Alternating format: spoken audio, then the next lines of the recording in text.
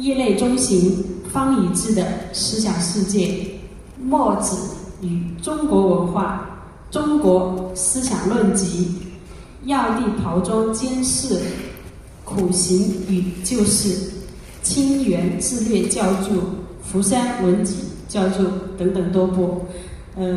今天老师要带我们一起来探讨老子的反向思维这样一个话题。好，下面让我们热烈掌声，有请老师开讲，有请老师。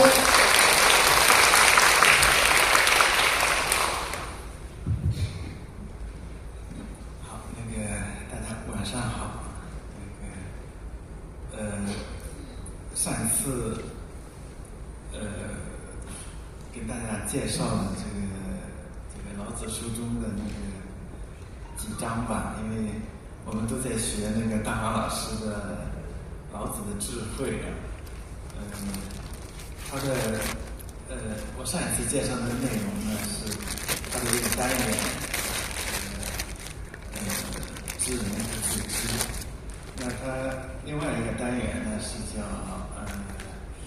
相生相成。那这一部分呢，基本上是要讨论老子的辩证思想的。大华老师选了5章，那这5章呢，他也是做了非常深刻的非常详细的解释。那我呢，今天就稍微展开一点，稍微讲一点跟大华老师不一样的，要不然都重复没意思了啊。就谈一下关于老子的这种反向思维的问题。当然，这个词不是我提出来的啊，前面好多学者已经做过很深刻的一些研究啊，很深入的研究。我只不过是借来给大家分享一下，中间也可以介绍他们的观点。当然，因为我自己对这个方面思考也不是很透啊，所以接下来的介绍可能包括对他们的观点的介绍呢，也可能是有很多的误会。所以如果有问题啊，理解不到位的话，也可以参考他们的著作啊。包括题目本身都有问题。我后来才想起来，理解老子的关键方法，这个东西是有歧义的，就是它可以有两种理解，一种就是说，我们要理解老子这本书，我们需要借助于反向思维。我不是这个意思啊，我本来的意思不是这样。其实我是想说的，就是说，在我们要看老子这本书呈现的思维方法的话，可能是非常特别的一种反向思维。那我们要理解它，然后尝试来做一个理解。这个理解是在前边是一个动词啊，是对老子书的这样一种思维方式的一种理解。不是说我来借用一种反向思维来理解老子。这个首先要一个歉意啊，要做一个解释。那我接下来呢，首先可以谈一下什么是反向思维然后再看一下老子这本书里边的一些具体的例子再接下来呢，就会看一下为什么老子呢他这种思维方式这么独特，原因在哪里尝试做一些解释。那如果通过这种反向思维来理解老子这本书的话，会有什么好处？比如说，对他的有争议的那些说法比如说他的威名玄德这些说法，会不会有一些不同的理解？我大概是想从这几个方面做一些解释。反向思维其实很难，很难下一个定义。反向肯定是和正向相对的，但是哪个是正，哪个是反啊？这东西很难定下来。这个有人说反向也就是逆向啊，那个有逆就有顺，这个先有顺大概才有逆，先有正大概才会有反啊。但是这个正是什么东西，其实也很难确定啊。先有了正，然后才会有反。所以粗略的就是说，这个我个人的理解啊，就是说反向思维呢，就是从一个相反方面对一些常见的一些说法啊，对一些习惯的说法啊，进行一种反省啊，这样一种思维方式。实践提出这种看法的啊，认为老子是一种反向思维的，其实有很多这个学者都有这方面的这个研究啊。比如说这个刘孝感老师啊，刘孝感老师研究道家的大家了啊，他那本书这个《老子古今》啊里边，他就提出来说老子的这种思维方式呢是以反求正啊，我理解可能这个大概就属于反向思维的一个表现吧啊。这个下面是他的页码，因为《老子古今》这本书很厚啊，这个上册我这里没标出来，这上册在405页里边他说啊，以反求正是老子思想最有特色的地方啊，他说也容易被歪曲和误解。我想被歪曲和误解，可能就指的那种说他有阴谋啊，有他那种有术的那个地方啊。他说这个刘老师也统计了，他说老子这本书成对的概念，他说大概有80多次，这应该是他统计出来的。老子总共81章啊，成对的概念就有80多次，就说他既然成对，就是有两端。对待的两端，那的确这个是道德经的一个很大的特点。他说，在这个成对的概念里边，有一半就都表达了跟世俗不同的那种价值取向。世俗的大概就是我们通常说的正吧。这个他要表达的，他说有一半都是表达的正好相反的，通过这种相反的，那通过相反，他求得的那个正，就跟我们世俗通常认为那个正是不一样的，所以通常是认为那个正可能就不怎么正了。通过他说他大概讲就是说，通过这种相反的，通过相反的这种取向得出来的那个可能在老子要求的那个正啊。他说我们把通常的价值取向称为正，老子的价值取向往往是反，但是老子这个反，这个事实上是他要最终目的，事实上是他正面要讲的那个正。他说正是一种常规的一切常规的现象，是世俗的那种价值和标准，反就是好像是超常规的啊，表面上是跟这个世俗的这种相反的。他说通过反来求得那个正，那求得那个正呢，就跟世俗那个正是不一样的那个正。这是刘老师的著作里边不同的页码，这个反复的回到这个话题。那还有这个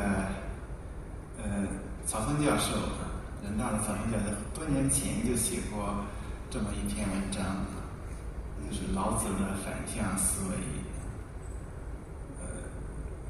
那就明确的就是断定老子有一种反向思维。下面这两段话是从他那个文章里面抄出来的，我读一下啊。曹老师说，这个老子看穿了这个事物亦将走向反面这个是不可逆转的，因为这个道德经里面讲这个反者道之动这个物这个道是变化的，万物这个最后还要回到那个道，还要复啊，无有官复，那个复要回去啊，这样是一个循环啊。那他说，他利用了这个物极必反的原理，将反向的视野和思路发挥到极致，用反来求证。刘老师那个书里面也讲一反求证，曹老师的文章里面也是讲一反求证。他说这个他的目的就是使自身啊在万物的轮转中啊立于不败不衰啊，这是老子比别的高明的所在啊，也是他的辩证思维的精髓。因为讲辩证思维的话，中国传统除了《道德经》，比如我们的《周易》啊，《易》里边啊讲阴阳的对待啊，阴阳的一种这种平衡、相互作用啊，这个会带来这个事物的那种发展啊，那种，而且《易》里边也有循环嘛，那最后叫未结，也要这个循环。所以讲辩证的思维呢，那中国传统里边不仅有老子，也有易啊，还有包括后来其他的著作。那按照曹老师这样说法，就是这个在《道德经》在老子的这种辩证思维里边，特别从反向来入手，来求那个正面的东西，也是他的这个很特别的地方，很特殊的地方，它的精华。那他的文章的这个最后这个应该是结论部分的了。他说老子说无是为了说有，讲无落到有，讲一是为了谈多啊，讲虚是为了实，讲无名是为了有名，讲无形是为了有形，柔弱要战胜刚强，有无为，其实最终目的是要达到无不为。他说这是老子的这种反向思维流传至今的原因。可能是表达的意思是说，就是因为这样啊，是讲一个方面，这个是为了另外一个方面，那这种给后世留下了很深的这个印象还是怎么样啊？所以这个大家就对他这个东西就一直是有很欣赏、很推崇还是怎么样？就是曹老师这个文章里面讲的，他们都是专门研究这个道家的这个重要的学者啊，他们来把老子的这种独特的思维方式，把它这个概括为反向思维。我想这一定是这个有很深的这种洞见啊，有很多这种这个认真的一些考量，那我就把它借过来拿过来偷偷用一下啊。所以这个发明权是他们的，我这里只是做一些介绍啊。那这是反向思维啊，就是当我们讲到反的时候，首先有一个前提是正，有正才会有反啊。我们讲到逆的时候，前提是有顺啊，有了顺，然后才有逆。那按照这种思路来看，统计了一下，发现这个老子书中原来都没怎么这个意识啊，真的是喜欢讲这种不啊，讲无。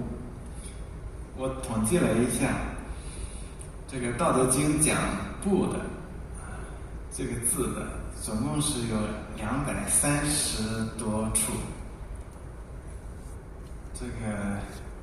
这个涉及到，你看这个，我是按顺序把它排下来的啊。这个第2章讲了不善啊，后面讲不言、不有、不实，福就是不了，佛居啊，不争啊，不仁啊，等等等等。这个老子总共才5000字，这个不就出现了200多次。下边讲了无也有很多啊，无知无欲无为啊，什么无敌啊。无大概有100次。如果不和无，我们都是把它看成是一个否定的这种一种意义上来把它看成是近似的话，那《道德经》讲到这2个词呢，就有330次。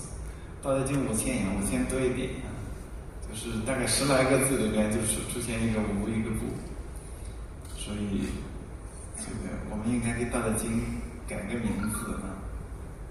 前些年很流行的是中国人可以说不啊，把《道德经》改成这个老子说不经啊，喜欢说不啊，这个是平时没有统计数据，可能也读起来也没那么个意识，但是就真的把它放在一起，发现确实是它很特别的地方啊。那么他当然这个他不的后边，并不是说都是这个他反对的啊。这个有的时候后边那个跟那个字是他认可的，有些他后边那个他不认可的，他不认可的那个不呢，就其实就肯定那个东西了啊。这个是具体的含义还是有变化啊。但是一个人啊，就是这一本书或者他的著作里边反复的出现这个对一个东西的一个否定，那么这个就至少可以知道啊，就是他的这种思维的模式就不是一个单向的，就他对一些这个约定俗成的看法，他是有一种反省和批评啊，就是至少他从两端来看，这个你单向的思维就反正是什么就是什么。但是现在我有一个讲不的时候，那我可能就从一个相反的方面来考虑啊，这个时候就考虑到事物的两端。那么从两端的从不同的方面来考虑，总是比这个单向来考虑就变得更全面了。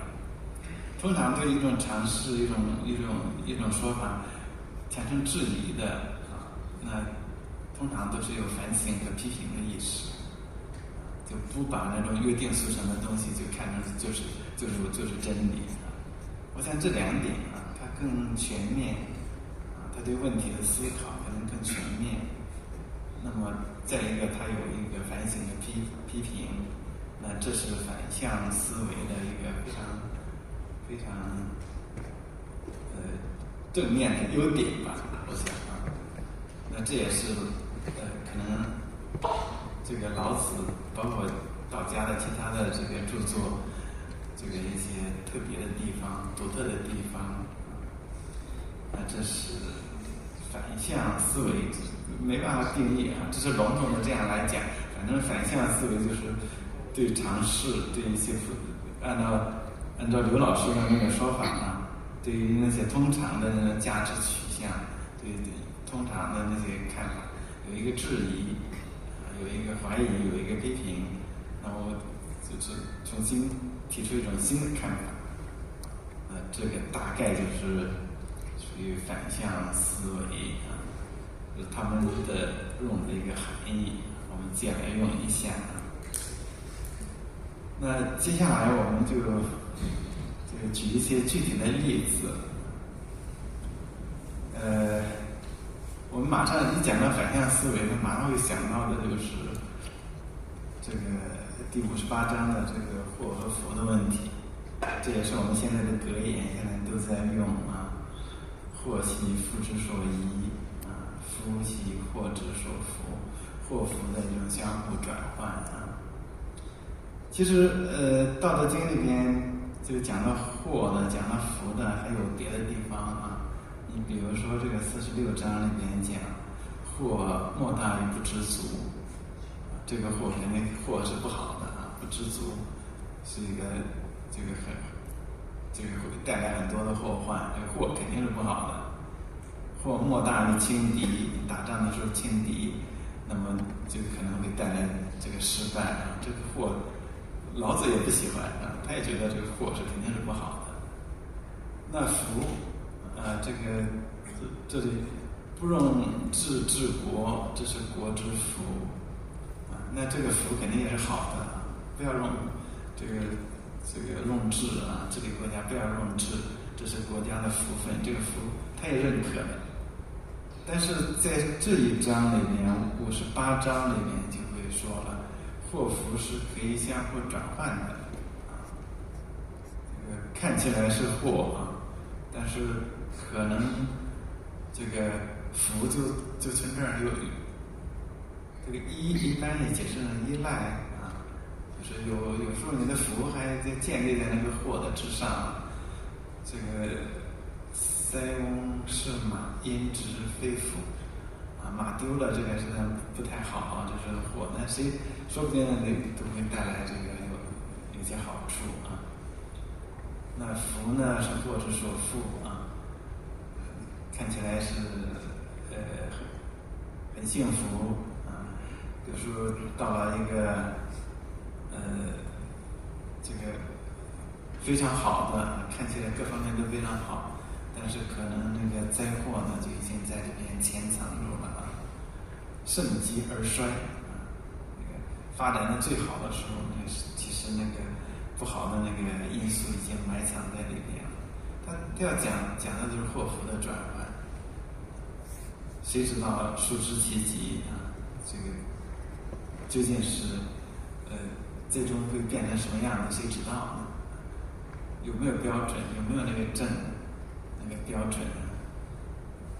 所以祸会变成福，福也会变成祸啊。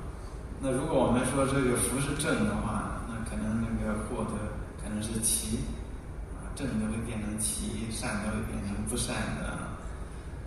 所以，那为什么说人之迷其实不久呢？比如我们大家都不喜欢祸啊，我们都喜欢福，我们都喜欢追逐那个福，但是有时候都会忘掉了。其实你这个福里边就有这个潜藏着一个很多不好的因素。我们都觉得祸是很不好的，谁也不愿意有祸，但是事实上可能祸呢有时候也跟福有关系啊。说不定那个这个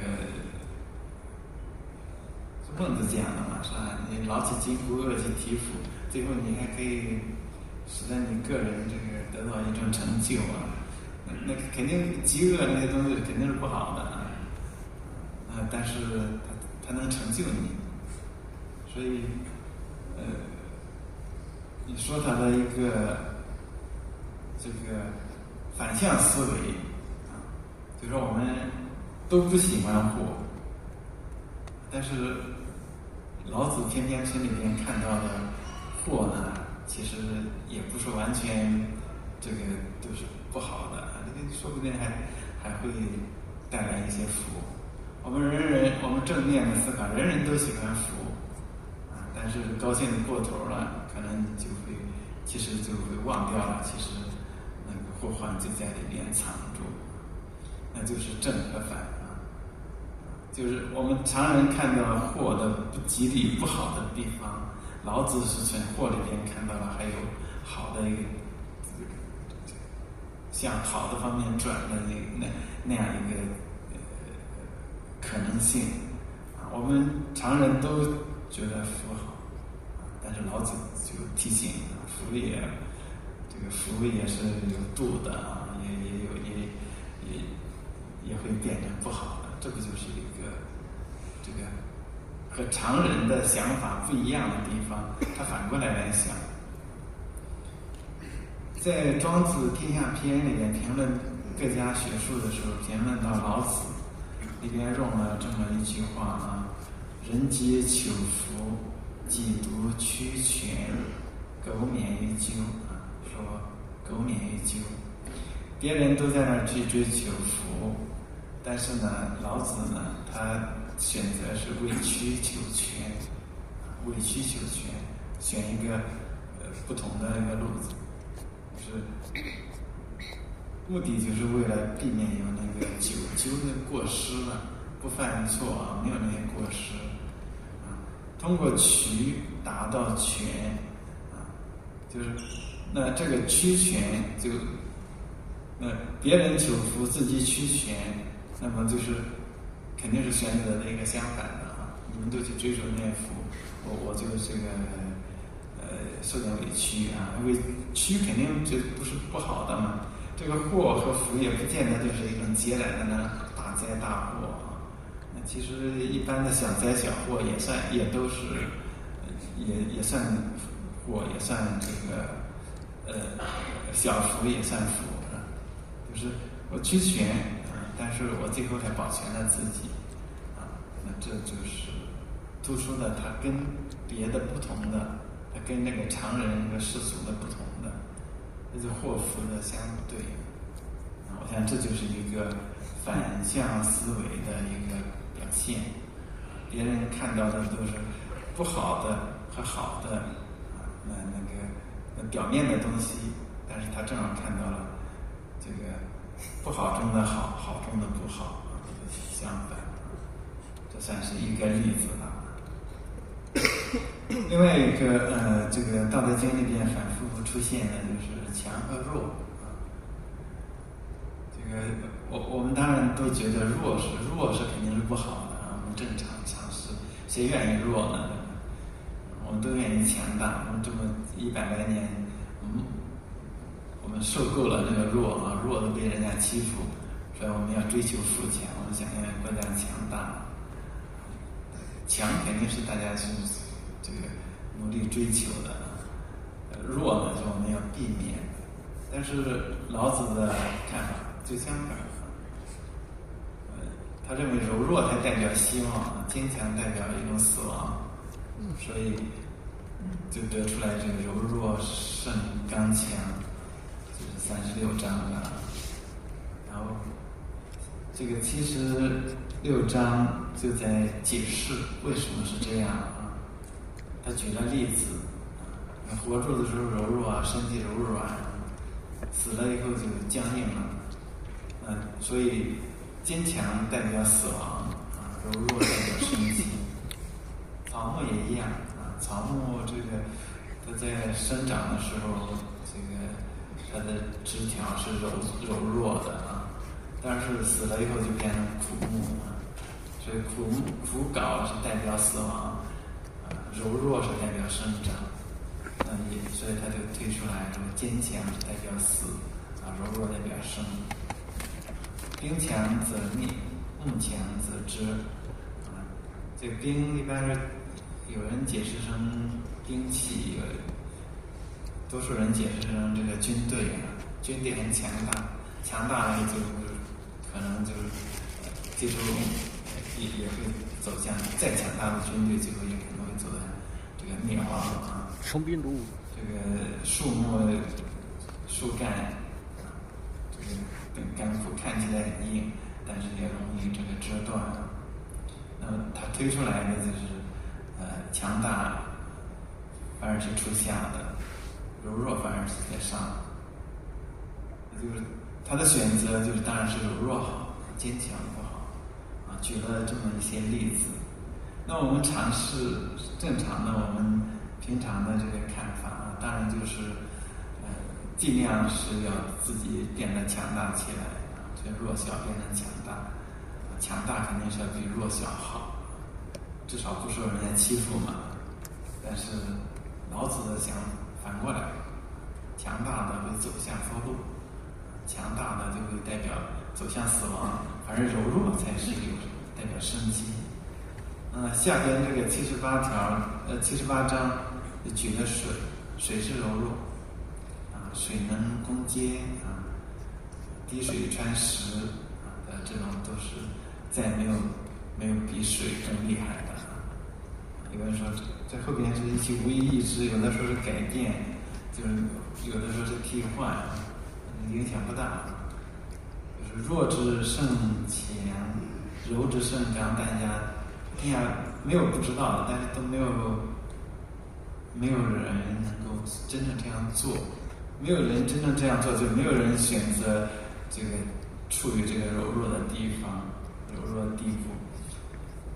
老子先秦的一些文献就概括老子的思想的时候，有说老聃贵柔，所以这个柔弱其实是他一个代表性的，就是我们用一两个字来概括一家思想的宗旨的时候，比如说孔子贵仁，墨翟贵坚，老聃贵柔，那就用了一个字，就最足以概括他的思想的时候，别人想到了他是柔弱，柔弱可以胜刚强。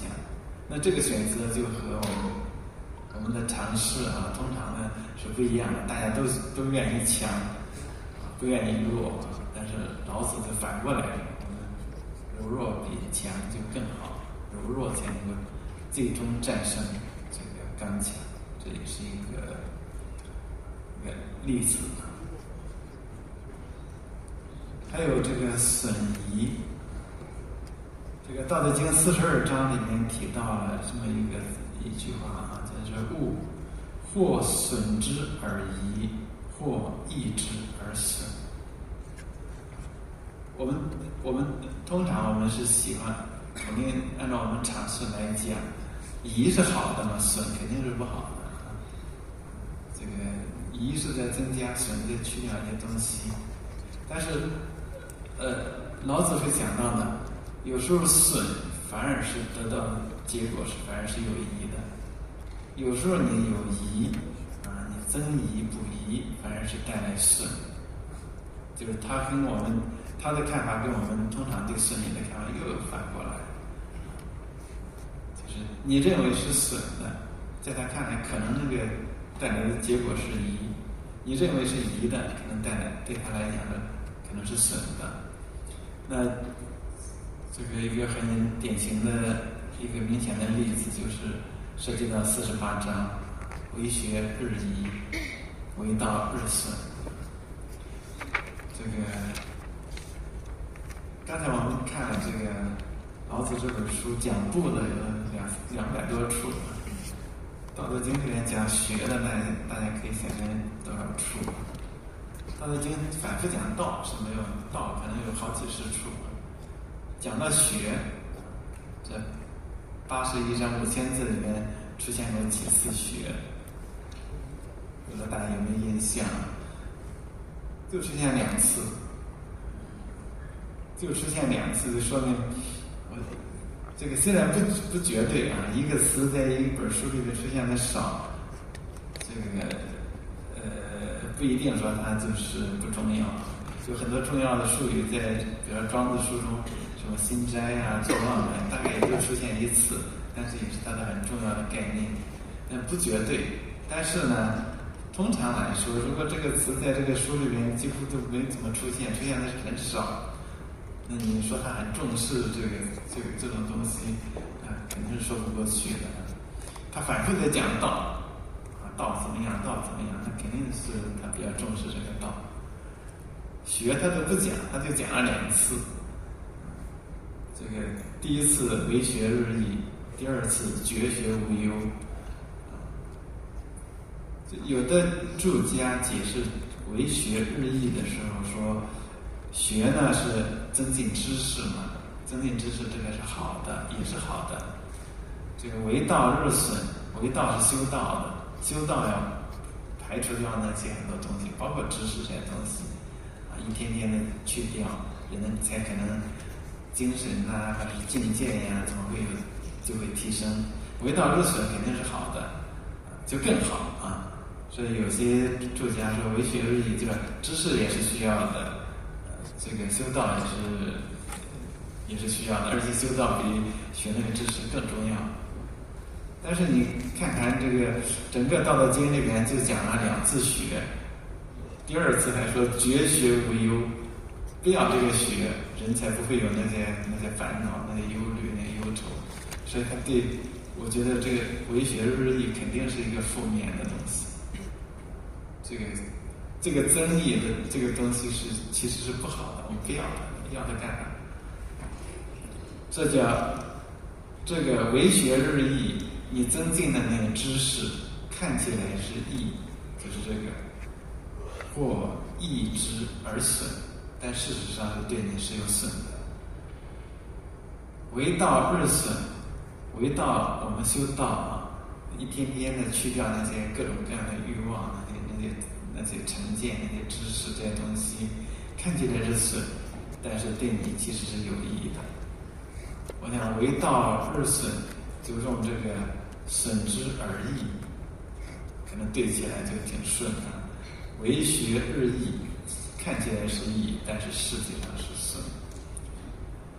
这个在庄子书中也反复提到这个养生啊，这个养生就是不以好恶内伤其身啊，就是养生不是益生，也不是这个伤生，伤生是损啊，这个益生是增加，养生是顺自然，所以增益也不好，损也不好，所以损益在庄子书中也反复在出现。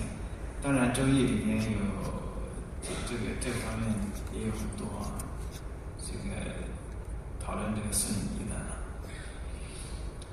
这个《周易》里面，那这是这个地方无为是那个43章讲不言之教，无为之宜，天下熙熙之。这个宜是肯定是好的，无为的一个好处，天下人大概都很少能够懂得它有那么大的好处所以这个宜就是正面的意思。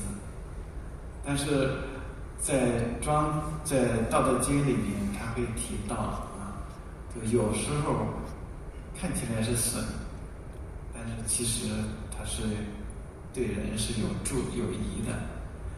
有时候看起来是益，但是是损的，那这不就是反过来思考吗？反面的，我们都不愿意，我们都觉得损失肯定是不好的我们要增益，我们要有助益的东西对我们是好的。但是老子他从反过来看损也不见得不好，益也不见得这个真的那么好。前边这个是讲那个这些孤寡不孤这些东西都是不好的名字嘛，不好的名字呢也不均，反而自己来称自己，这个处众人之所恶但是呢这个不好的但是他们拿过来这个就是正好这个相反，本来他们是很高贵的但是他又愿意选择这种不好的名字这是这句话那这个损益是对损益的看法，我们可以看就从这个42章、48章，你可以看出，就是老子的看法，就和我们的尝试是这个不一样，就是他从反面来考虑然后贵贱，刚才那个在42章里面有这个孤寡不孤，到这个39章里面也有这种话，说贵以贱为本，高以下为极所以这些侯王称这些东西是以贱为本。但是我们正常来讲，我们当然认为这个贵的肯定是要比贱的更好但也没有多少人这个愿意这个安于这个贱我们不想贵，我们都想这个高贵变得高贵但是老子的看法就反过来，而且就举了这个侯王用这些什么不好的名字自称就是说其实这个贵不见得那么好，贱呢也不见得那么不好这个贵贱之间也可以转换那这也是一种就是这个反过来看那这个讲到这个贵没那么好就我们在72章里面可以看到圣人怎么选择呢？圣人是自爱，但是他就不自贵，这个如果你这个圣人要自贵自现，老是显现自己的话，可能会带来什么结果，跟前面有关系。如果老百姓就不害怕你那个威，因为他是身份高贵啊，他有尊严，他威严啊，他有权势。但是事情很多事情会走向相反的极端。那么你的权势太大，你让你高不可攀，让大家想到你都害怕。但是，一旦到了极端的时候，老百姓不害怕了，这个时候，反正活不下去了，揭竿而起，这个就开始造反的时候，这个那更大的那个危就来了。所以不要让老百姓活不下去啊！无暇即说句，无厌即说声。如果老百姓连那个最基本的生存就有了问题的时候，这个时候可以铤而走险，什么事都可以干出来。只有他们让他能够安居乐业，只有让他们能够生存下去，你的统治才能够稳定。所以高贵的人不能够处处的显摆自己那么高贵，自己是怎么样，所以圣人就不自贵啊。所以贵的话，如果你老是认为自己贵啊，那也是有问题的。这就是贵应该以贱为本啊。所以那些君主那侯王很聪明啊，他要为了不彰显自己的那种给人家我高人一等，有时候他要选择那些不好的名字来称呼自己，就是贵贱也是可以转换的啊。那这个不都是也可以看成是一种反向思维的一个表现啊。我们人都想努力的要高贵往上走啊，升上去。但是你升上去了以后呢，如果你自视自己很高贵，那么你很可能最后就变成不那么高贵了，很可能就会被别人给改下去了。所以这个贵贱之间也可以有这么转换。就他考虑问题的角度，就是老是从反过来考虑，这也是一个例子。然后还有一个就是每个恶的问题。这是《道德经》里边的第2章啊，第1章是讲道啊，我通行本王弼本，这个第2章就突然讲这个每个丑啊，善和不善。但是事实上，我们往下读到最后的时候，这个圣人处无为之事，行不言之教，这都是讲德的。这个生而不有，为而不恃，长而不宰，功成弗居，就是玄德。所以这一章里也没有出现德字，但事实上他是在讨论德的。前面尽管讲善和丑啊，那个美和恶，善和不善，后面又讲了什么有无啊、长短啊、高下，这都相对啊，相生相成。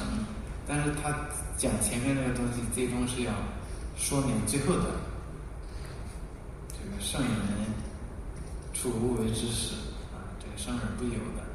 我想他的落脚点其实还在这儿啊，夫为弗居，是亦不去。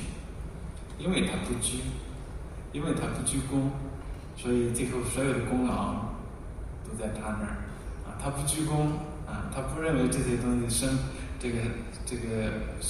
养万物都是他的功劳，但是这个大家也都忘不了他啊。这个圣人啊，圣人就是他们有这个玄德，他有这个功劳啊。他因为他不居功，他不认为这个是自己的功劳，但是大家都还不会把它忘掉啊。那夫居和不去啊，正好是两端对待的两端啊。那而且这个地方还加了个适宜啊，适宜就是推出来的。前边是美恶善不善，包括有我这些，最后推出来圣人是怎么样。那前边呢，既然这个不居和不去是正好对待，那前边呢就是相互转换了啊。他不居功，但是所有的功都是他的；他不争，但后天下莫能与之争啊。他无为，但是最终什么事都做好了，什么都无不为啊。那就是无为就变成了无不为啊。他不争就变成了这个没有人能给他争啊。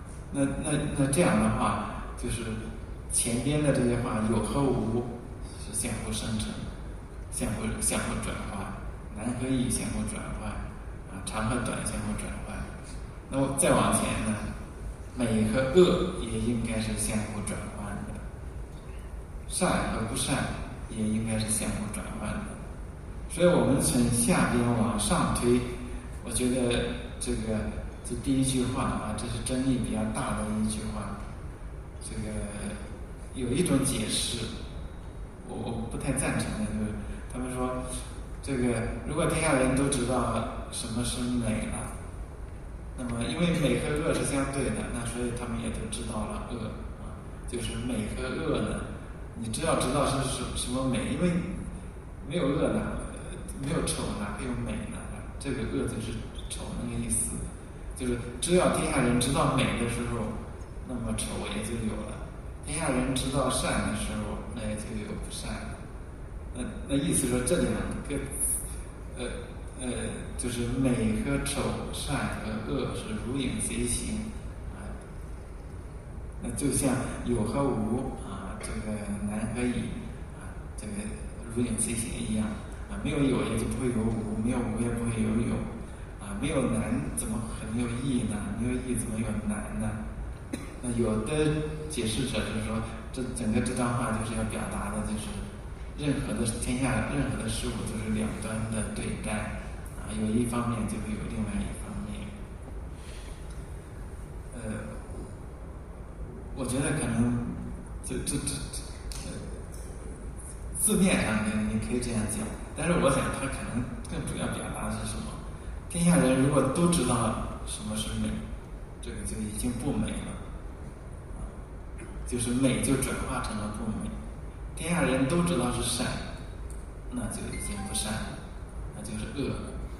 天下人人都知道的话啊，那个这个就是已经那个善已经转换成不善了。我想可能这样才就是我自己的理解啊，我觉得应该是选择这样一个解释，上下文才可能够对起来。因为天下皆知。跟圣人正好相反啊！圣人后边是玄德，玄德就是这个，那不是《道德经》有一章讲那个圣人是那个叫微妙玄通啊，深不可测，这圣人。圣人微妙玄通，深不可测。微妙，那不是跟那个微明差不多吧？玄通跟玄德又差不多吧？玄德是与物相反的啊，玄德深呐、远呐。那这是圣人，那肯定是和常人不一样的嘛。前面说天下皆知，如果天下皆知的时候，那圣人也是这样，还玄吗？就不玄了。所以天下皆知，天下人人都知道的时候，肯定都不是那么好事啊。所以天下如果人人都知道美是美，那么这个肯定已经不怎么美了。天下人人都知道善是善，就一个标准，那么可能就会带来很多的问题。如果天下人都知道这个是美的，那么本来美就是一个相对的东西，哪有什么固定的标准呢？所以呢，可能就会带来很多的弊端。所以，我觉得如果从这个因从上往下推的话，推到后边的话，如果天下人都知道美是美，这东西是美的，那肯定已经不美了。美就转换成了丑，善就转换成了不善。那圣人就不同。圣人这个人家不拘，人家不鞠躬，这个不鞠躬就变成了所有的功都是他的啊，夫为不拘，这个是以不屈，就是夫居和不屈是一个转换，往上推，上面也应该是一个转换啊，这是我自己对这一章的一个理解啊。这个《郭店简》里面正好有一章啊，说天下如果人都知道美为美，这就是恶了；都知道善，此其不善也，这就已经是不善了。我想这个可能能够，是不是能够这个替我刚才那个理解能够做一个注脚？对这段话啊，这个通常的看法说，天下人都知道什么是美和善，同时或者是提前就已经知道了什么是恶和不善，因为美恶善和不善是成对的概念。一个斜眼离不开水，讲到了美就有恶，讲到就有丑啊，讲到了善就有不善，说知一必其知，这是通常的解释。我比较倾向的是第二种啊，在天下人如果都知道什么是美和善，这就是糟糕的恶和不善的。原因是因为美和善本来就没有固定的标准，一旦你固定一个标准，那么就会带来很多的弊端，这个产生很多虚伪的东西啊。这个而且这个《道德经》里边反复的讲啊，那个大道的包容，善它也包容，不善也包容啊。那如果这个定一个什么东西，定一个标准，这个东西才是美，这个东西才是善啊，那会带来很大的弊端。这个我个人是倾向于这样啊。那这样来解的话，那就是我们通常是认为美是好的。这个我们认为善是好的啊，这个丑是不好的，恶是这个不善也是不好的。那但是老子在这里啊，如果从他的那个反向的思维来讲啊，就是说你认为如果人认为这个美是好的，其实那个美就变成了恶，美可能美也就不那么美了啊。大家都讲那个是善，但是善也可能是就变成了不善啊。这个打着善的旗号干了很多不善的事，多的是啊。后边的假道学、伪道学、假仁假义，那个都是表面上讲的，实际上东西是有问题的啊。正好相反的，就是他从美里边看到了不美，他从这个善里边看到了不善，都相互转换。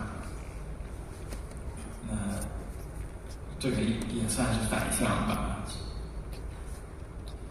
这个对这章憨山有一个解释啊，稍微读一下。他说，憨山说，天下事物的理，如果我们从道的角度来看，根本没有什么美不美、善不善，连这个区别都没有啊。只是由于人不懂这个道，然后取了分别心。有了分别，然后就有取舍，有了取舍，就有了好恶啊、好上啊，所以才会带来了美和恶啊这种名字。天下人都认为啊，这个自己是己意的这种是美，其实大家不知道啊，这个你以为是美，从别人看觉得是不美的，这不就是审美的相对性？你认为美，他认为还是丑啊。情人眼里出西施啊，但是这个可能丑的在另外一个人看来觉得是很美的，这个是没有一个固定的标准。寒山也是从这个地方来讲，这是这个美和善，还有这个有和无啊，这也是很有名的一章啊。这个《道德经》里面反复在讲有名无名，有用无用啊。天下万物生有生有无，有的时候他讲有无是一个很抽象的意义，有的时候就是很具体的。你像这一章里面，他就举了几个例子，这个就强调有和无之间的这种相互转换啊，相互关系。我们可能通常重视的是有，但是老子说呢，其实那个有那个东西是靠它这个无啊，它才有作用。就这个也是一种转换一个视角。这个说30根辐条构成一个轮子啊，轮子有个中间一个车箍，那个车箍因为是空的，那个轮子那个辐条才能插进去啊。他说这个轮子之所以起作用啊，这个车构成车的一个环节啊，就是必须其实是靠中间那个空啊，那个无，因为无这个车才有用。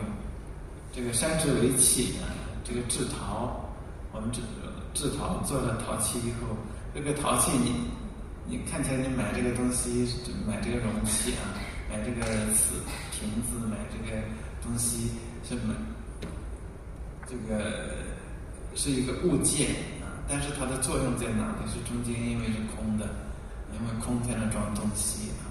其实你是买的那个空，不是买的就是外边的那个油子那些东西啊，不仅仅啊。然后你这个给一个房子开门窗啊，门和窗啊，这个建一个房子，因为中间是空的，这个房子才有用。这个我们现在感受的很深啊。这个我们现在买房子是买空间的，我们不是买那个墙的，所以说这个空间越大啊，这个越贵啊。那个墙倒是有时候不是太重要啊。这个他举了3个例子以后，有之以为利，无之以为用，就他推出来的一个结论啊。利和用本来就是我觉得没啥区别啊。利用现在不再讲，利用就是一个词。这个有这个东西啊，像这个车呀，这个陶器呀，房子的，它们之所以能够有作用，就是因为它中间那个无啊。有之所以能够起作用，就是因为无。那么我们通常按照我们正常见的看法，我们当然就是说关注的是这个有啊。但是老子的这个视角，他就反过来用，我们这个有主要它的作用呢是体现在那个无，这一步就是一种反向思维啊。这王弼注里边说，这3个东西，木头、这个陶器、墙壁啊，所以成3者而皆以无为用，因为有无它才有作用。有之所以为利，皆赖无之以为用也。就是有这个东西啊，这个器物之所以有作用，全靠它里边的无啊，无才是重要的。那有这个具体的日常生活中最具体的几种东西，然后他做了一个更有和无算是一个抽象吧，就往上提升了一点，提到了一般的有和无的关系。寒山德清啊，在他的这个老子注里面，就往上进一步来提，讲的也很精彩，我把它读一下啊。他说这一章就是刚才这一章，他是讲有用之用和无用之用的关系的。他说我们人但知有用之用，不知道无用之用。那如果寒山这个解释是正确的话，也就是说，我们尝试啊，我们通常人看这种问题啊，都是我们老是关注这个有用的一面。他说老子的思维方式跟我们不同的，就是他从这个有用的时候，这个就从这个有用的这个东西里面，又更进一步的体会到他的无的那个无用的那个东西。就更重要了。下面就具体举啊，他说人人都知道车箍有用，用在哪里呢？用在那个窍就是那个车箍里面那个虚的那个窍，那个孔窍啊。人人都知道气有用，但是气的用是在那个虚。人人知道房子有用，房子的用处是在那个空。他说由此我们进一步往外推以此为比，比如天地有形，我们人人都知道天地有用，但是不知道那个用是在那个虚无大道。这就讲道和天地万物的关系，就是他从那个日常生活往上再提了一步因为道是无形的这个天地万物都是道生成的但是道在哪里呢？你看不见摸不着，所以道是无，天地是有，天地之所以有用，但是它的用的那个根基就在虚无大道，他一下子把它往上提到这个地步了，就是道是无，物之所以有用，就是因为有道。接着说，它像人我们再打个比方，人有形体，我们知道人有用人人都知道人有用，但是人的用在哪里呢？在虚灵无相之心。人的这个作用就是不是在你的形体人的而是在于那个心，但是这个心肯定不是心脏这个不能把它看成那个肉体的那个心脏，那一团血肉古汉语里面那个心的含义是很广的有好多种含义。比如说良心你通过解剖到身体上肯定解剖不出来，它不是一个器官。那良知是一种意识良心的意识，这个意识呢，你没有形体它就没有依附，但是呢它又不是一个具体的东西你到人身上你又去找不到，他说这就叫虚灵无相。这个心为人这个心和形体之间人有用不是主要不在形体而在于你的心，那他就把心的地位提得很高这个道和天地的关系，道是更高的心和身的关系，心更高。他说由此举了2个例子的时候，以后他说视之有 C 有用，实用在无也。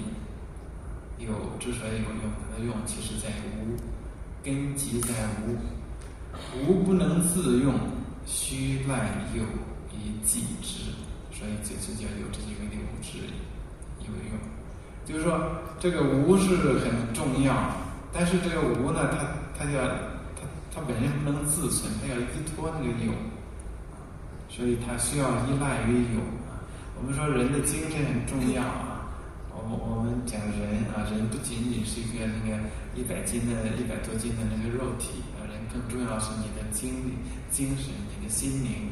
但是这个东西呢，它又不能够离开你的这个形体而存在。这就是说，无不能自用，须赖有以济之。他说利就是济由此他说老氏之学要极有观无，这是他的一个概括他说老子道家这个老子的核心他的学说就是从这个具体的事物来观察里边这种虚无的那种大道，从有里边去查无。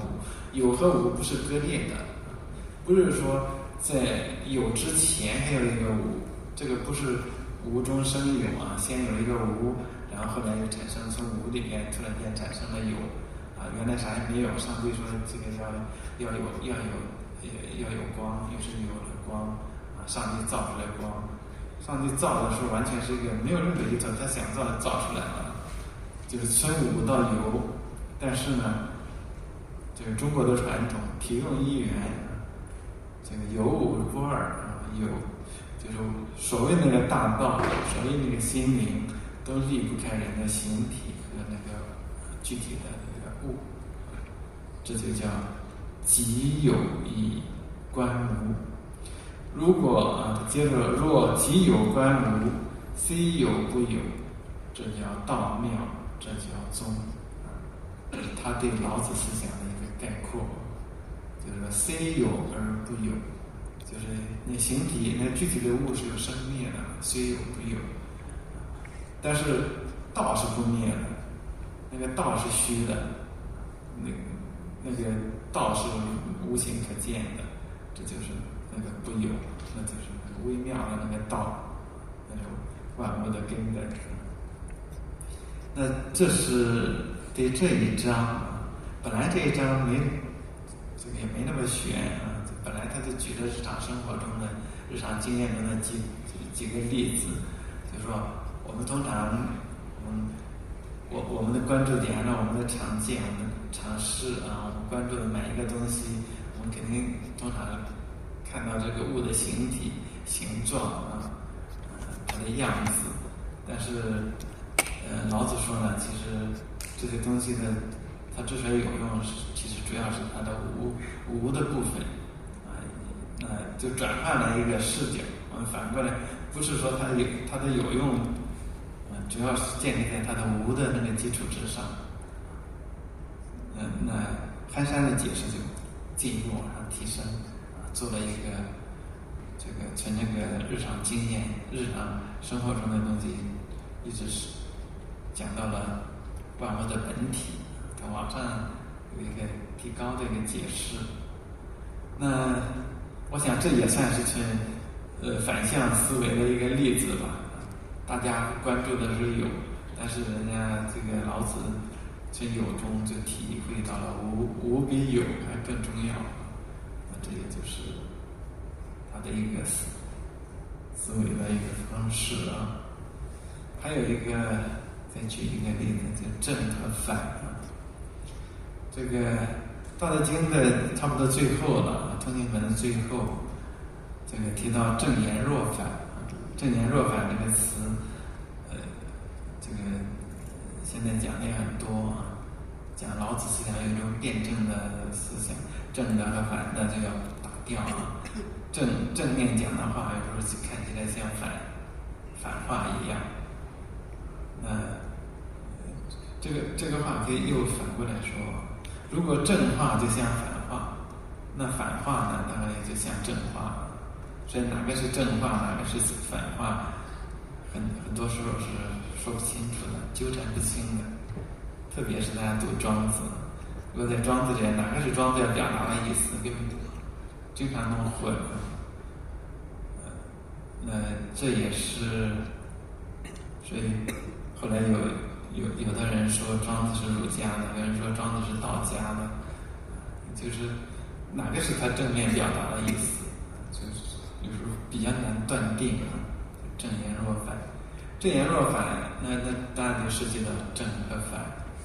那前边那个包括几位老师啊，他们都提到以反求正，那不就讲正和反的关系啊？那老子就是说啊，正面的话有时候看起来是反话，那怎么他跟上文连起来的啊？圣人说受国之垢，这是社稷主，受国不祥是天下王。垢的话，污垢啊，脏的东西呀，被别人诟病啊，被别人骂呀，这个反正这个国家有问题的，都是你这个国君的毛病啊，这个领袖的责任啊。你是社稷之主，你是天下之王，你是国君，你是最高统治者，所以你也应该能够承担起这种不祥的东西，这种不吉利的东西啊，这种不好的东西。这个本来啊，社稷主天下王肯定是很高贵的，他们是那都是高高在上的。但是现在反而是不祥的东西，垢的东西、责骂的不好的东西都放在他们头上。这个是算是正言吧，肯定是应该是正言啊，正言，但是听起来像反话一样。这个君主那么高贵的，这个他们怎么是不祥呢？他们怎么能够承受不祥呢？但是这个就是老子的正面要讲的意思。就说你是国君，你是天下的主，所以你不能光把好的东西你承担了，你不好的东西你也应该承担啊。这个不能把所有的功都是自己的，所有的过都是别人的啊，那不行。所以你是这个国家的一个代表，那么好的不好的你都应该承担起来。那这是，所以就本来就应该受国之苦，受国不祥啊。这个国家有问题了，找你找谁呢？因为你是权力最大的，那这应该是正言。但是为什么是若反呢？那个构不祥这东西肯定是不好的，不好的怎么能放到他们头上去呢？就看起来是反话，但实际上它就是正话，它就是应该是这样的啊。所以圣人才说这种话。那这也是，就是我们通常看到那些君主，你看他们应该是高贵的啊，他们是都把那些伟光正那些词用在他们身上啊，真的要学习他。那现在呢，这个《道德经》里面告诉我们，其实他们也应该承担那些垢啊，那些批评。这个国家有问题了，有不吉利不祥的东西，也应该他们来承担上去啊。所以看起来就像反话，但实际上是真理。那这也就，我想也多少也是不是也有这个从反面来反向思考的这种味道吧。这是举了一些例子啊，其实太多了啊。《道德经》里面几乎这个，因为它成对的概念啊，如果按照刘老师的统计有80处啊，这个80处既然成对了代表对立的两端。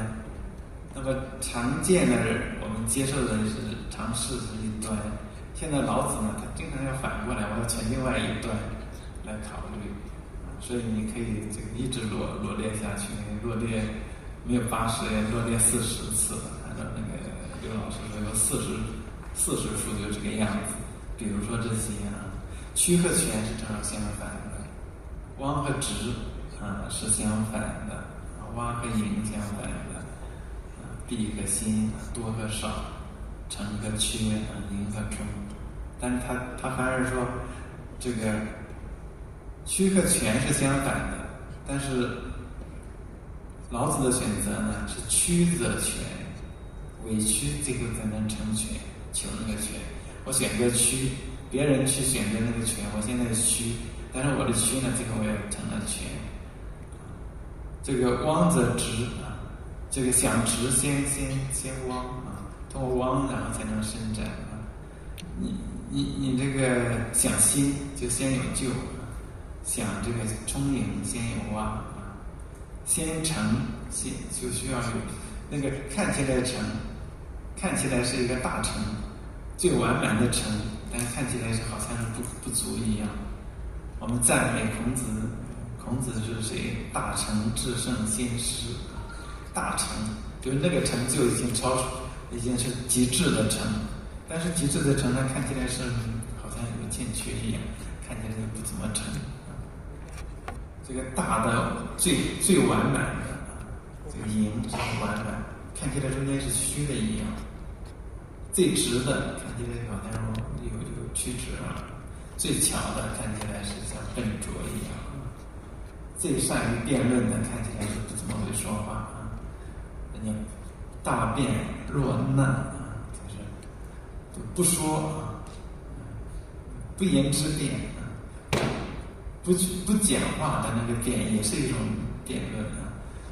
庄子书中是哪一篇啊？那篇来讲，谁知道不言之辩啊？不道之道啊，道是不能说的。这个能够知道什么叫不言之辩。什么是这个不道之道的？那就是天赋，那是宝光，那是很高的一个境界啊。就是他都把这两端这个对待里边，他选那个通常我们不太选的那一方面啊。我们都喜欢全我们喜欢直，我们喜欢新，我们喜欢多，我们喜欢大成，我们喜欢这个大巧，我们喜欢这个雄辩。但是老子都提供了相反的，我们通过曲汪，通过避，我选的少，最终这个反而又真正的能够得到了保全，真正的得到了这个真的得到了那个心，所以这种从反面来这个进行思考问题的所以这种例子可以有很多很多，我就不说的了。那然后老子为什么会这个采纳这种反向的一种思维呢？他为什么会关注这个事物的这个两端中的另外一端？我想这个其中一个很重要的原因，这个就是因为他是史官，就是这个传统他的出身。因为按照汉制的说法道家这流盖出于史官。这个《汉书艺文志》有个核心观点是说，这个诸子百家诸子十家都出于王官就是诸子出于王官论，意思是说，这个在春秋以前，学术都掌握在这个官府手里。等到这个春秋后期，这个社会失序了整天打仗了，然后这个时候有知识的人原来包括贵族他们可能就沦落到了社会底层，因为春秋灭了很多国家，这个国家灭了以后，原来贵族就变成平民原来地位很高的人就变成了底层的，在这样一个流动的时候，学术就开始下私人。学术就从官学就变成了民间的学术民间的学术呢，所以这样就出现了诸子百家，儒家呀、道家呀、墨家呀、法家呀。那这些人，我们来追究这些学派，他们的思想源头往上追的话，他说都能够追到古代的一些官府，这个追到了过去的官学。就是他说，比如说儒家讲教化，追到司徒之官，司徒是管教化的。说这个墨家是讲这个节俭的，他说这个追到精妙之首。那每一家他都往前追基本上那个说法多数都是不成立的。但是有一条，我觉得这个还是有道理，就是道家。因为说道家出于史官，因为老子本身是东周史嘛，这个东周受藏氏之史所以在这个其他的那个说法，我觉得都有问题。但是说道家是该源于史官好像这个可以接受。那老子本身是史官，所以他说史官呢，立纪成败存亡祸福古今之道。史官因为他要记录国家的这种大事发生的这种战争这个政治的更迭这种。同时史官还要观测天象，所以我们读《左传》的时候，你看到哪个地方发生了什么地震这个天灾这种东西，都会请史官出来解释。所以司马迁他要讲这个天人之际，古今之变。天人之际不是讲天道和人事的关系，古今之变就讲社会的变迁了。那这样就是史官这个传统，像老子本身这种身份，他一个是对天道的变化有很深的了解一个体会，一个是对人事的变迁有很多的这种心得。这不就是这里讲的成败成败通常是人事祸福里面也提到了祸福，古今就是这个时间的一种变化像这种就是因为他这个史官的身份，所以对历史的这个变迁、天道的变化有很深的体会，所以呢，这个就又落到了那个关于道的问题了。那在讲那个道之前，我们先把这段话整个再看一下。他说：“因为这样啊，史官因为他们对这个历史的成败得失有心得，所以他们懂得秉要之本啊，清虚自守，逼弱自持啊，对那守弱啊，这个懂得这个虚静啊。他说这是军人难辨之术，这是统治术啊，就是一个君主如何治理国家的。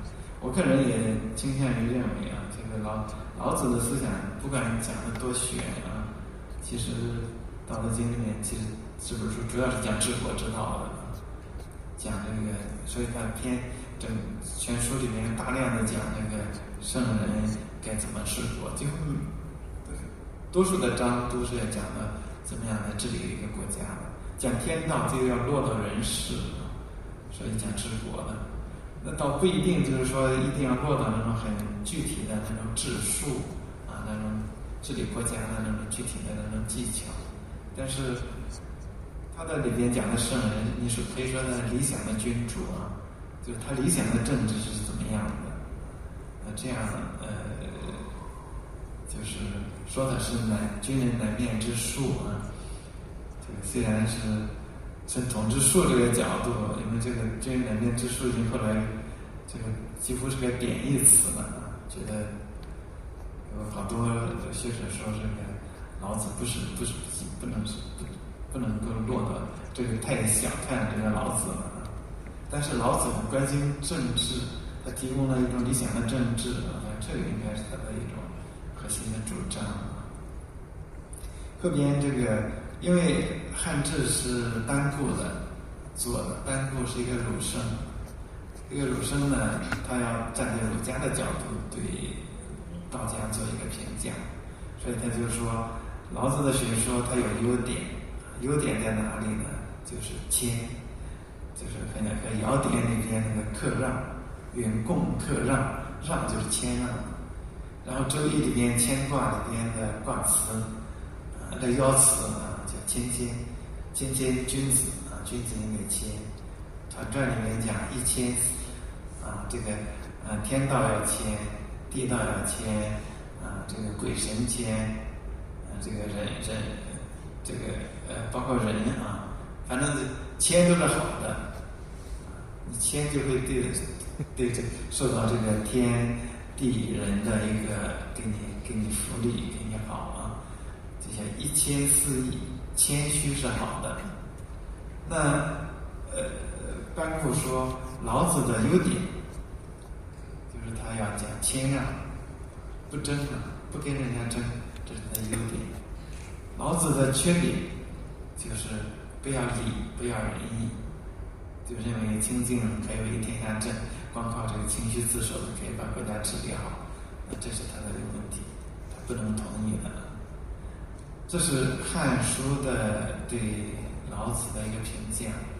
那我想引这段话就是想说明的就是，老子之所以这个经常采纳一种那种反向的思维，就是主要是跟他的身份，他史官的身份，对于天道的循环、人事的变迁有很深的体会。由此就是他不仅看到事物的一方面，同时也看到另外一方面。既然天道是在循环的，那么有它的从柔弱变成刚强、坚强这一步啊，一步步的事物，一步步的在这个发展壮大。但是呢，到了一定的时候呢，又开始走下坡路了，从那个坚强最后又走向死亡，这不是这种循环吗？那么人事的变迁也一样啊，你曾经这个一度变得这个很强大啊，这个变成众望所归，但是转眼间可能就被人家给干掉了，这个马上就有人落到底层，从高贵的就降到了低贱的降到低下，从贵族就变成这个吏。那这样社会变迁，天道循环，有这么一个体会，所以呢，他对事物的看法，老子对事物的看法，不仅看到它的正的一面，经常也会看到它反的一面，就是从两端来看问题。我想这个可能是他喜欢这个有这种进行反向的思维的一个原因啊。那就天道来讲啊，那就其实就讲大道了。我们可以看到这个《道德经》里边有很多这种话啊，凡是道之动啊，弱是道之用。为什么要守柔弱呢？柔弱胜刚强呢？因为道就是这样的。这个道的作用是弱的，人下了道也应该是这样。那为什么要反呢？因为道的循环也是在变动啊。这个反可以解释成反面啊，事物发展这个可能走着走着就走到相反的一面。反还可以解释成这个返回呢，啊，循环呢，返回来。道既然是一个循环，一个周而复始的，那么这个事物这个还要往相反的方面来转啊。所以道之动其实也就是物之动。这个憨山已经讲了，这个道与物质其实是一个不离不弃的这种关系啊。不是说在物之外还有一个道，那个物的运行，物的那种整体，那都是道。所以道的变动其实也就是物的变动。那物如果道是一个整体，物是有个别的，物是有生死有变化，那最后不又回到了那个道。这就像这个每况愈下，庄子书中的每况愈下那个成语啊，你问我道是在哪里？说道在瓦砾里面，道在草木里面，道在石砾里面。说如果说讲到道在石砾，那不是太这么尊贵的东西，怎么变得那么糟糕了？然后下边庄子就回答说：“你根本就不应该问我道在哪里，因为天地万物都是道的呈现。我说道在草木里的时候，难道瓦砾里面没有道吗？所以道是做物者，物者于物无迹。那个使物成为物的那个道。”和物之间没有任何的界限，道就是物，物就是道，只不过是一个不同的说法而已，关注点不一样而已。那这样的话，就是这个道的变动，其实也就是物的变动。物有生死，但是道没有生死。那既然是这个物，就是相反方面来转换，那你请生最后还变成生最后变成强大啊，柔弱变成强，最后又走向死亡，那不就是一个循环？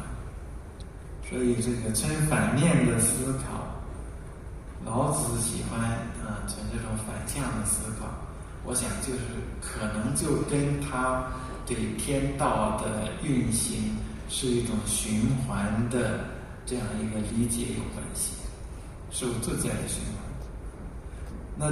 那功遂身退，这是天道；功成了，就自己要退下，也是天道。那人也一样，那生而不有，为而不恃，长而不宰，都是功成身退的一个表现。道无为，但是这个道生了万物以后就不干涉了，让万物自由的发展。万物自由的发展，这种什么事都做好了。道是无为的，但最终是无不为。人效法这个道也应该是无为。无为这个，你君主不干涉让百姓自由的发展，就什么事情都可以做好，那不就无为而无不为？无为就这个无不为本来是两相反的无为和无不为正好相反，但是在这样通过这种道已经是就是已经把这两端给打掉了，无为就是无非，世间无不为。那他甚至在这个有2章里面，30和55章里面都明确讲，物壮则老，这就是不道。不道就是不合乎道。事物到最壮的时候，就开始走向衰老，开始走向死亡。所以他希望永远保持住柔啊，老丹贵柔，永远守住柔，永远守住柔的话，就不会有这个衰老。物壮则老就不合乎道，不道的这个背离了道就早完蛋，不道则已。这些都涉及到道啊。后边说万物这个最后都要归根，归根归哪里？肯定归到道了。归根越尽，尽负面，负面就回到它原来那个地方，就是都是讲一个循环。所以《道德经》里面有这么很明确的讲，天道是一个循环的。而中国传统循环论是很流行的，这个只有个别的人才说我们是直线的，一直往前发展的。周易里边不也是循环吗？64卦最后到既未既走了一圈又回来了。到这个宋朝时候邵雍的时候，而且就算出来说，这个一个循环是129600年吧，一元是129600年。如果这一元这一圈转完以后，最后有天塌地陷又重新来过啊，这就是典型的中国传统的这种循环论。老子说也是一样，就是循环的观念。因为循环啊，所以事物不是永远直线往前走的啊，它走着又回去了，所以这就是有一个反向啊，就是反者道之动，跟他的这个对事物的那种很多的看法啊，最后从正走向反，然后最后回到了那个正，我想就是一脉相承的。这是就是为什么这个在先秦的这些思想家里边，老子的思想而呈现出这么非常明显的这种反向思维的这样一个特点，我想就可能跟他对天道人事的观察有关，而他对天道人事的观察与他的史官的身份应该有一些息息相关。我想从这儿来，是不是能够说明啊？多多少少能够说明他为什么是这样，他跟别人不一样的地方啊。然后就是这个回到这个最后一点啊，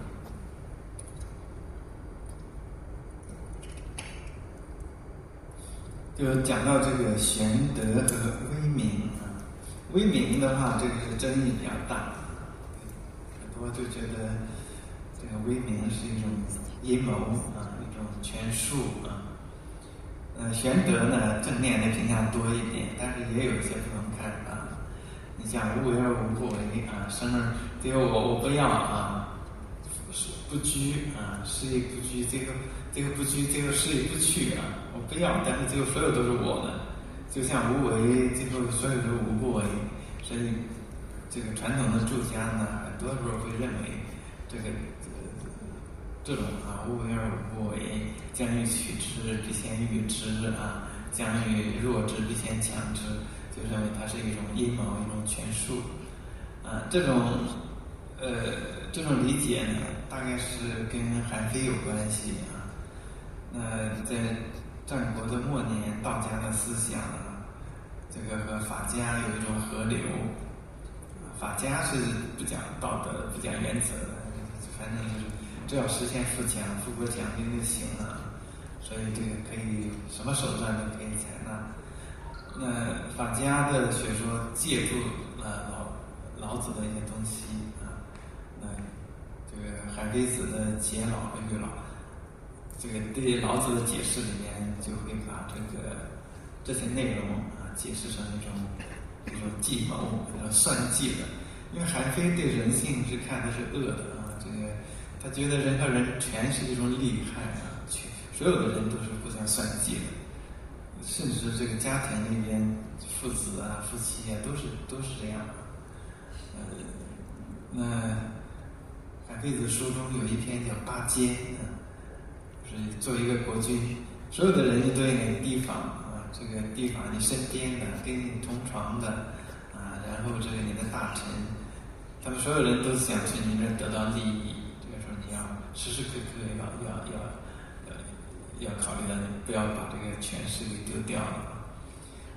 那这样的一种学说啊，他来老子，他来注解老子，就会把老子的将欲取之，必先予之，将欲你想把它夺过来，先给他，这种都往那种阴谋和权术方面来解啊。这个老子说无为而无不为，这个目的其实无不为啊，但是无为只是做个样子啊，按照这样都会从这个方面来解。所以玄德和威名之间会有一些奇解啊。那如果我们回到这个他的反向思维这个角度来讲，因为他认识到老子认识到事物是天道也好在循环，人世也是这样有一种这个反反复复这样循环。那么他可能讲的这种玄德和威名，就是这种对这种天道这种变化的一个描述。既然那个天道是这样的，人是不是也应该从这方面来考虑，人的行为是不是也应该这样做呢？那这个可能是顺理成章的东西啊。我们可以看看他的文字啊。这个玄德的这个明确讲叫玄德的51章，生而不有，为而不恃，长而不宰。第2章刚才我们已经读了那个第2章，讲到美和恶、善和不善，最后其实就是讲玄德的，就是讲玄德。无为圣人无为不言之教，生而不有，为而不恃，功成不居，这就是玄德。因为他不居，最后他也不去，所以最后德也都归他了那这是玄德这个地方51章明确讲的玄德。65章这个善有为道的，这个不是不要明明兼愚之愚是质朴，明就是让他智慧多了。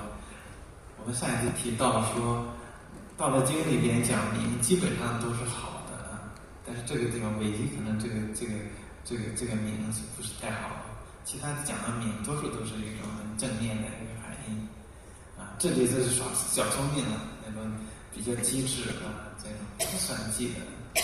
老百姓的智慧越多越难管，所以我们很多要封闭起来，不让你知道那个信息你只能够是看到一个单向的这个给你填的就只有一种东西，所以时间久了你就真的相信了那就是不要智太多但是老子是讲淳朴的，老子这个愚呢是一种质朴，而且他的质朴不仅是对让百姓质朴，这个他理想中的君主也是讲我愚人之心也在，我也是一个淳朴的，我也是愚人。如果是统治者这个当政者他也是一种愚人，我们老百姓也是愚，他大没问题，大家都是愚类，都是这个淳朴类。但是问题就是老百姓啥都不知道这个就封闭了，但是你这个统治者他是聪明的，就想奸诈那个技巧中计谋的，那这个就糟糕了所以老子的学说，你说他如果说他是愚民的话，那一定是说统治者是很聪明很机智，老百姓让老百姓变得愚。但是如果他的学说里面主张上下皆愚，那就不能算是愚民。他要讲小国寡民，大家不要那么多这个那些文明的那些东西，我们都过一种很质朴的、很淳朴的生活。那就不是在骗人就是他理想的一个社会。那这是这个不要用智来治国他对智多数时候都认为不怎么好他说懂得了这个东西就是玄德。济世就是一种法事了，就这叫玄德，就是不要弄自然是国啊，就是保持住一种淳朴啊。这个玄德深远和我们通常与物反啊，和通常的东西是相反的。就是那玄德和物相反，所以玄德不是人人都知道的啊。如果人人都知道天下皆知善之为善，那就不叫玄德了。玄德就是那个圣人不是微妙玄通嘛？微妙玄通，玄通大概就是跟玄德有点关系啊，然后国家可以治理很好，这个也是明确讲的玄德的。后边77章说圣人为而不恃，功成不处，这都是虽然没有提到这个玄德，但是都是玄德的一种，就省略了而已啊。只要是所以有玄德啊，就是把道落到人身上，人按照道的去做。道无为而无不为，道生而不有，为而不恃，长而不宰。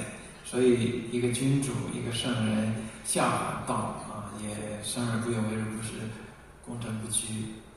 那么他所具的德就是玄德啊。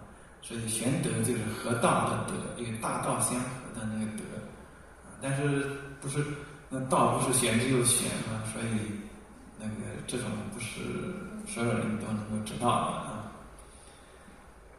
是玄德啊，威名将欲息之，必固张之。想要收起来，先把它打开；想要弱，就要先强大；想要废，就先兴；想要取过来，就要给它。这叫威名。所以这个威名，就因为它是成反。我们说它是反向思维，玄德就是说我不要这些东西，但是最终这个所有的德，所有的东西也归他，是我不居啊，我不居功，我生而不有，为而不恃，长而不宰，但是天下人都会拥戴他，结果我不争，这个也没有人能给他与他为争啊，从一个方面走向另外一个方面，就是我们说这个反向啊。这也是一样啊，威名也是一样。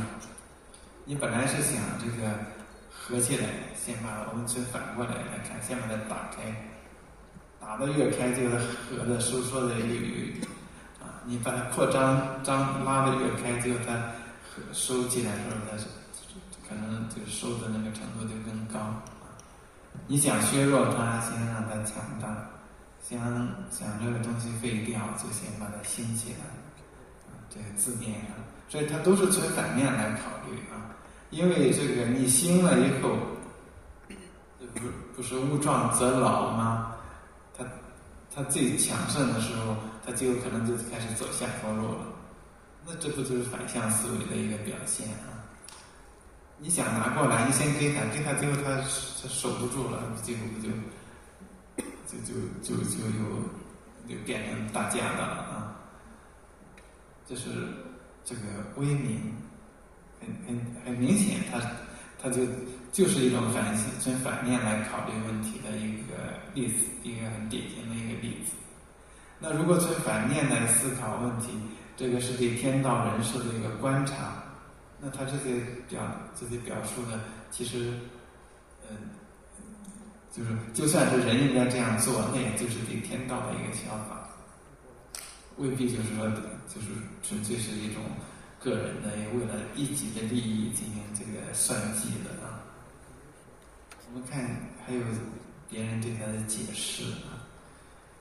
这个因为韩非他们的注解以后啊，老子思想有阴谋啊，老子思想有权术，这个在后世的那个。这个儒者里面有很多人是这样持有这样一个看法。这个骂老子骂最厉害的王夫之啊，我不是著了这个老子这本书，但是几乎认为老子都是一种这个心机很重的一个人。那苏辙啊，苏东坡的弟弟也做过这个老子的注，他给我们提供了另外一个情况。他说，的确是啊，就是我们刚才读的什么威名这些话，就跟那个世俗那种有算计心的人，这个表面上真的相似，但是呢，背后的动机是不同的，那就是圣和凡的不同。他这样说啊，他说。将欲取之，必先予之。他说，我们还没有取的时候，你就先把它抢过来。从理和事来看，都是不行的啊。事就是形式，理就是道理。这个就是说，你想把一个东西拿过来啊，就是这个话啊，将故取之。不是将欲取之，必固欲之，这个打错啊，就是要把固和这个欲倒过来啊。你想把它取过来，你先给他苏辙怎么说呢？就是你还没给人家的时候，你就想去拿过来，这个从这个形式上来讲，这个从道理上来讲都是不够的，都是不足的啊。这个事不急，取之难；理不足，物不服。无缘无故的，你把人家东西给抢过来，这说不过去啊。他然此机于用智也。他说，但是呢，老子的这句话这一章看起来很像用智，这是用智，就是用计谋。他说跟管仲啊，跟这个法家的啊，跟孙子兵法这些有啥区别呢？下面他在解释区别。他说圣人和世俗计是有相似的，也就是表面上你看这个老子的这个表面上的话，跟那些法家的，跟那些兵家的，孙子兵法不讲什么原则的，都是这个用权谋啊，反正取胜为准啊。说看起来是有点相似，但是不同在哪里？圣人成理，世俗容之。圣人是讲理的，讲那个道理的。成理，他说那道这个用计谋和这个成理又怎么区别呢？用智的是商贾，就是无利的，只要能够得到利益啊，可以什么原则都不干，无所不用其极啊，反正最终目的我赚钱的啊，所以那个都是这个计算之心。他说，但是按理呢，就像药啊，开药是治病，治病是救人的，所以动机和目的是不一样的。那这样来看，就是苏辙还是对老子是有同情的，就是他认为，其实你不要看那个表面上的那个说这些话，可能是一种算计的一种这个有阴谋的东西在里边。但是呢，他的出发点是很好的，他是要救这个社会的，救世的，他是要对症下药的啊，就他针对的那个病痛不同。那如果把它看成是一个对症下药的话，那这样的话就可以有些不同的解释了啊。你要这个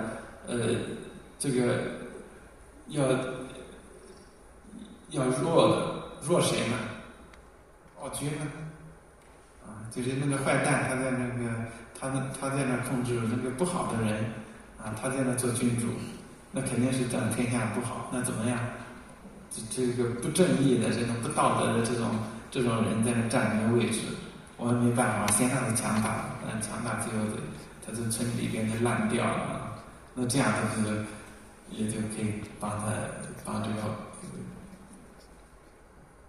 这个字面的意思，就帮他可以圆通啊，就是他就对症下药，对症下他的动机，治病肯定不是为了我们现在治病都是为了赚钱啊。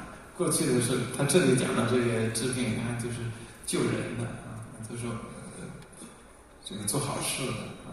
做好事的时候，他就需要有一个因应的对应的不同的病痛，提出来不同的想法。这是苏辙的，这是替这个老子做辩解的。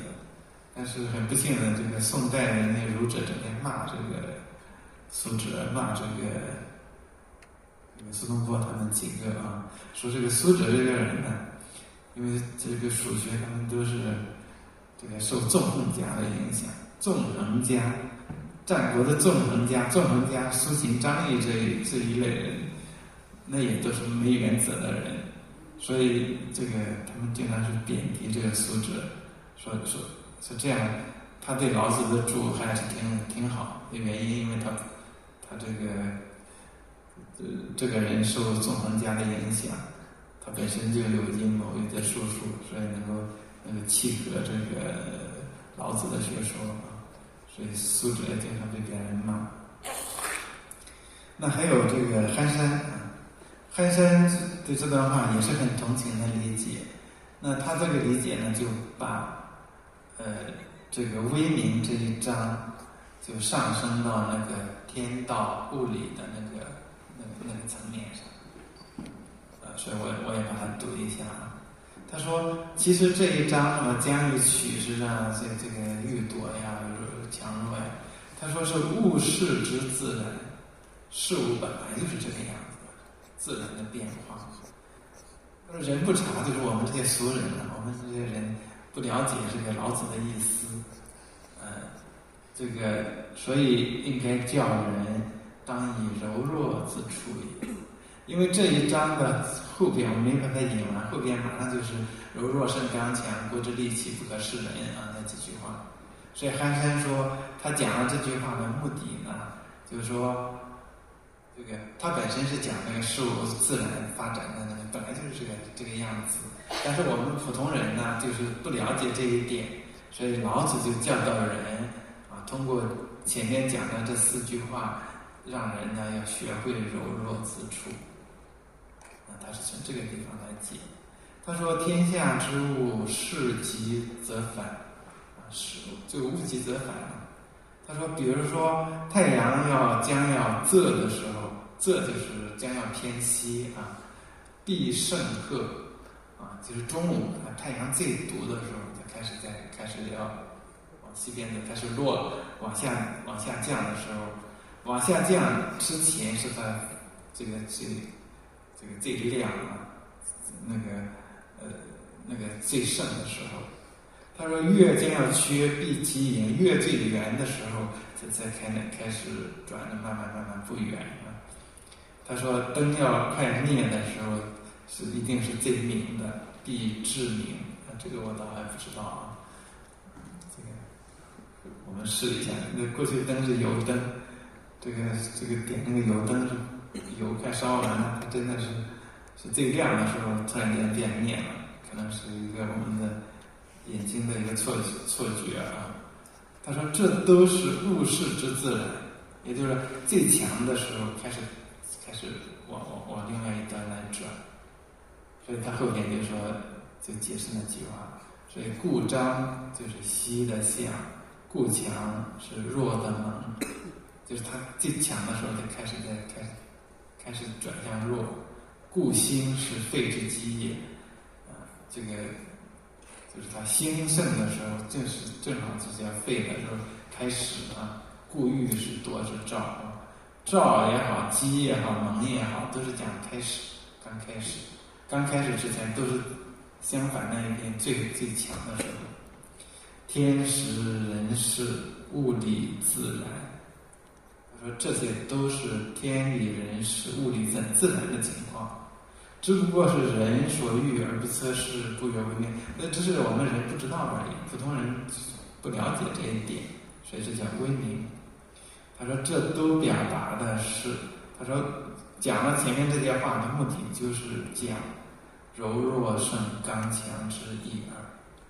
就前面那话就是为了说明柔弱会胜刚强，但是我们现在大家都能够接受柔弱胜刚强，但是我们就为什么不能接受前边的呢？将于取之，必先予之呢？啊，将于弱之，必先强之呢？就是他的一个这个，我想他的一个言外之意啊。后边是讲鱼不可脱于渊啊，就是鱼不能离开水。柔弱为国之利器，就是那一章最后说国之利器不可以示人。什么是国之利器呢？这个东西不能拿给他让人知道的。如果按照韩非按照法界的解释，肯定是全这个二柄啊，赏罚呀，赏和罚这是一个君主来控制臣下的一个最好的手段。你这个有功的奖，有错的就罚，赏罚这两个东西绝对不能丢掉啊，因为人都是逐利的啊，这是两个权柄，所以很多人把老子解释成阴谋呢，就是说国之利器就是讲那个赏罚那些东西啊。那憨山就不这样认为，憨山说国之利器什么柔弱，他说这一章本来全部都讲柔弱胜刚强的，因为国君应该守柔弱这个你才是这个最强大的。说人主但可共莫自处啊，人主的柔弱，但是你还不能够把它露出来，不能够揭示一个人。你一旦显出来的话，你就会招来别人的这种欺负啊。凡而见其不利也，他说这就叫威名。整个对威名的解释，它其实都是从柔弱胜刚强来解的啊。那这样就把利器解成威名以后呢，他说那这样就这一章就没什么阴谋。他说世人看这一章都说老子用机智，大非本质，这个都是对老子的误解。老子是观天道，指天行而已。老子的这个整个的说法都是对天道的一个观察的基础之上啊，说人应该按照天道去做而已，不是机智之端。那由这个解释也可以看出，这个憨山也是同情老子的啊。就是这个是争议很大的。但是我引了这个玄德和威名呢，其实主要是想说的就是老子的思想呢有这种反向思维的这种特点，在他的思想这个81章里面处处都在贯穿住。那么他这种反向思维呢，就是可能跟他的身份对天道人事的观察有关。那么他提出这个无为无不为不争啊，最后天下莫能与之争。他提出这个这种柔弱胜刚强这些话，包括威名玄德这些，其实都是他的那种反向思维对天道人事观察的一个推出来的一个结果。如果你要否定他这些东西，说的是权谋和因实，这个是这个计谋的话，那也应该对他前边那些讲天道的东西那些说法也应该有质疑，就那些东西也不能成立才对啊。所以主要是想表达这么一个意思。那关于这个话题啊，我就基本上就说这么多。那很多都是也没想通啊，这个而且都是还是偷人家这个刘孝感老师和曹峰老师他们的这个什么反向思维啊，这个所有解释错的啊，都是我解释的啊，这个也可能是对他们说法的一个误解。那我今天要说的就这么多啊，谢谢大家。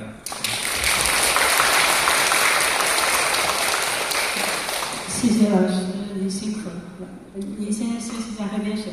老师太谦虚了。老师刚刚通过举例，为我们梳理了老子的反向思维。